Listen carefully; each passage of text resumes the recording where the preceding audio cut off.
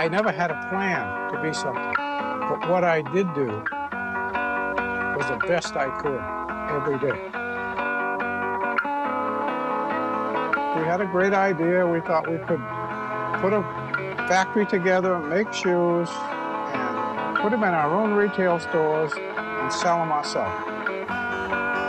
Something nobody's ever done before. I think what happened was that we created a shoe that the skaters started using. And they started using them because they fit better, because they had better traction, because they lasted longer. And so all of a sudden, all the skaters started to use our shoes.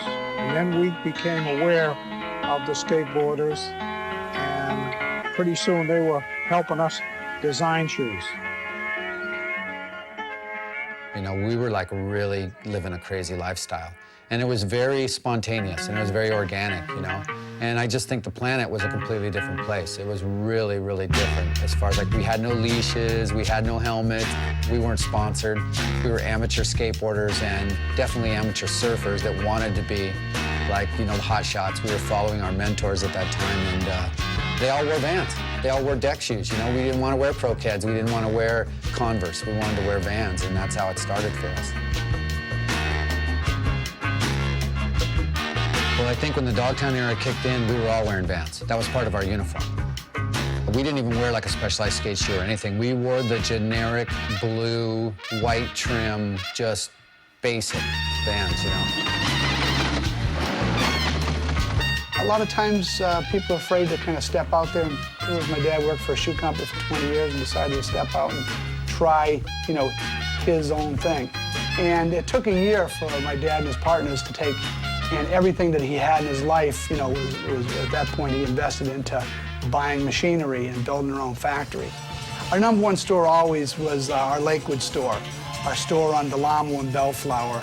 And it might have cracked the million area when shoes were about $12.50 a pair. And then when all the slip-ons and the checkerboards came out and stuff, it probably went up to 1.6 million. I figured out about 82, 83. Because nobody knew what Vans was. When my dad created Vans, he made our outsole thicker, he made the material better, he made the stitching better. We had to have a better product that lasted longer, and that's why skateboarders. What is his name? What is that guy's name? That one, Steve Caballero, that's his name. Oh my God, he's gorgeous.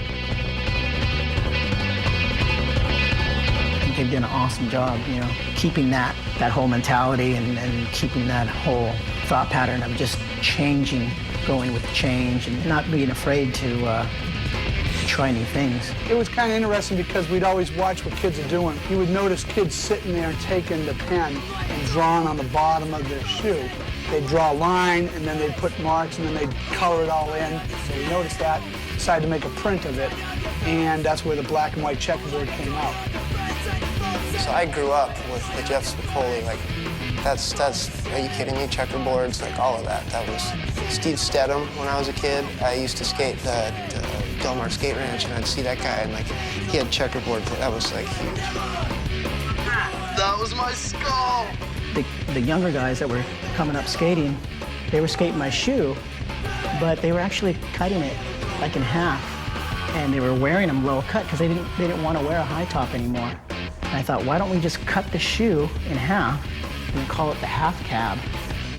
You know, so every shoe that's made has a creative art form. There's someone there thinking it up, you know, thinking of the design, the colors, and, you know, the patterns, and you just always have to remember where you started, you know, and how you got there. My first shoe came out in early 2000. I didn't really like any other skate companies that are around that time, their shoes. I thought where they were getting inspiration for their footwear was not what I wanted to put on my feet. It looked to me like they were getting inspiration from hip-hop, from Nike, from all kinds of areas that I thought had nothing to do with where skateboarding came from and where skateboard footwear should go. I guess that's what I latched onto. I looked at them like, man, I grew up with that. This is it. I started wearing them again, and it felt right. It felt right to take something that people had forgotten about and give it some soul.